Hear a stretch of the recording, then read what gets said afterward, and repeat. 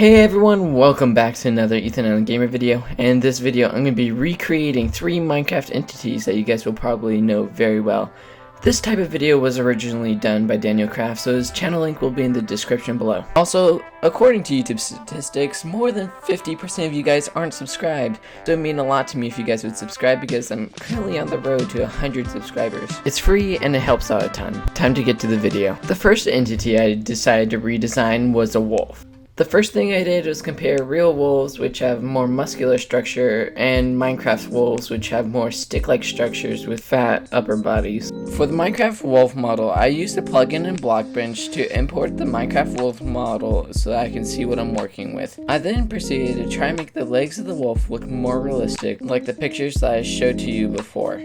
I first thought it would be better if I made the upper parts of the leg first, so that I know where to align the legs. After that, I tried to make the legs look much better than I had done before. Then adding actual feet rather than the stick-like feet that Minecraft wolves have.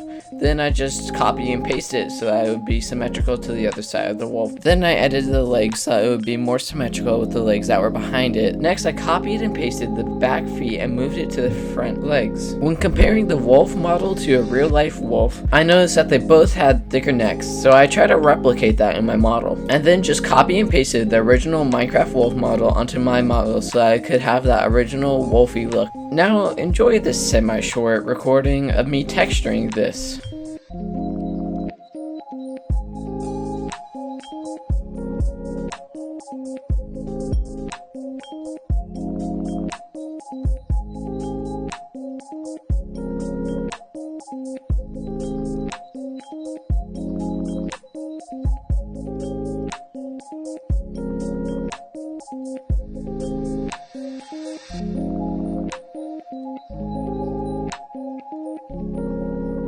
Done. When looking at the Minecraft skeleton, I noticed it didn't have much of a defined model, so I looked at skeletons from other video games to determine how I was going to make my skeleton model. To start my model, I started with the Minecraft skeleton legs and then gave it a better looking backbone with some rib cages.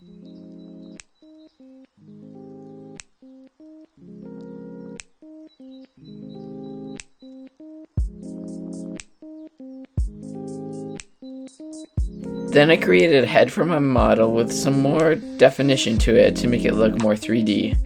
Next, I gave my skeleton some arms. At this point, I didn't know too well on how I would make the arms because then the arms would just be inside the ribcage. But I decided to just deal with it. Next, I textured the skeleton so it would have more decomposed look to it. Kinda like my YouTube channel. Well, I need to upload more. Next, I gave the skeleton some yellow glowing eyes so it'd have a spookier look to it in-game when you're in a cave and it's coming out to get you with his bow and arrow. I then gave the skeleton a quiver because I had no idea where Minecraft skeletons are keeping their arrows. By the way, you will want to stay to the end of this video because I'm going to be comparing my creations to the original Minecraft mobs, and you will definitely want to see what my final creation will be. Last but not least is the squid. Now, colossal squids in real life can reach up to 14 meters, and that's really tall. And in mythical stories, there's a kraken that is able to take down ships. The first thing I did to make this Minecraft squid model was to take the legs and raise it so that it would be super tall. I made a Minecraft player block size so that I would know how big the squid would be, because I wanted this to be really big. I made a rectangular box above it so that it would be the lower part of the head. Then I made a center one so that it would be like this kind of interlocking point on the squid. Then I just made the squid head just really big and make it come to a point.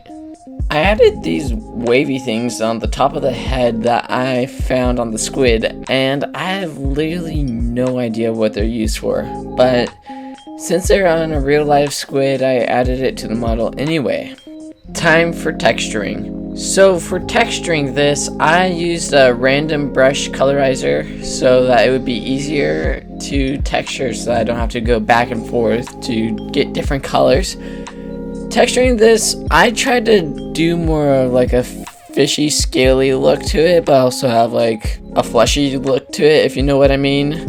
For the red part of the squid, I gave it a gradient kind of color where it would be light at the beginning and then go into a darker shade. Now for the eyes, I had a bit of trouble with this.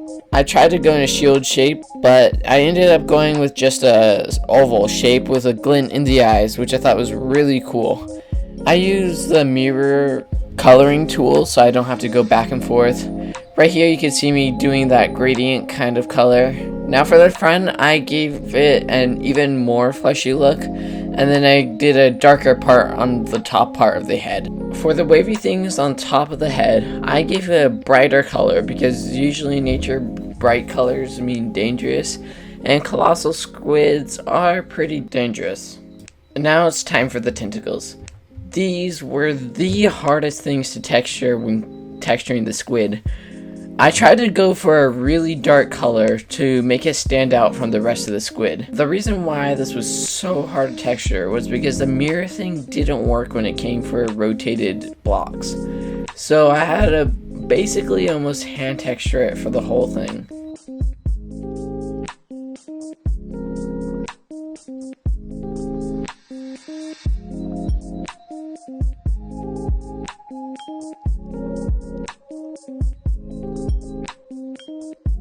Let's go see these things in game. So the first thing, if you remember, I made a wolf. So this is what the wolf looks right now in game. This is the wolf that I made. So with the normal wolf, if you just take a bone, you can tame it easily. So yeah, and it has a collar automatically. Where did that collar come from? No one knows. Did the dog just make it itself? Let's put that back. But with this wolf, you can take a bone and a collar that I made. Take the collar, right click it on it, and then it has the collar formed. Then you could tame it with a bone, if it will tame. So that's what the wolf mob looks like. Now, to craft a collar, you need 4 leather and a gold ingot. And in the crafting table, just like this. So let's take our supplies to craft it.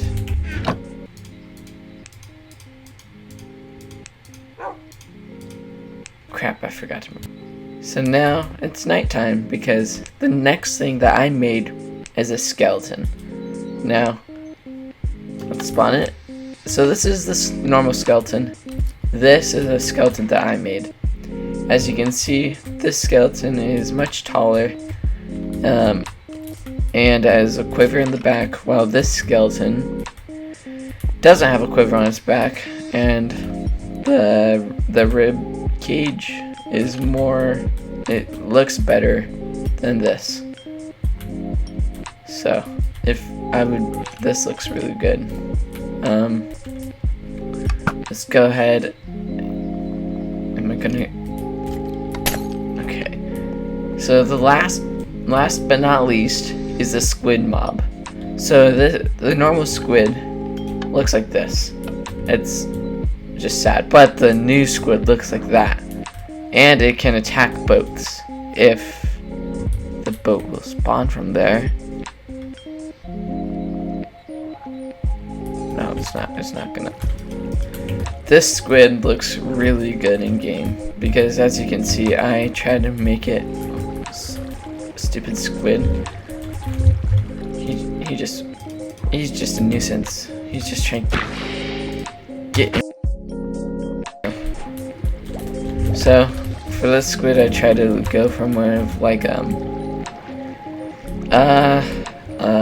wrinkly look, because for normal squids they look somewhat like, I won't say fleshy, but it's not fleshy, but you guys probably know what I mean. And under it there's a little eating hole. But that is it for all the mobs that I created.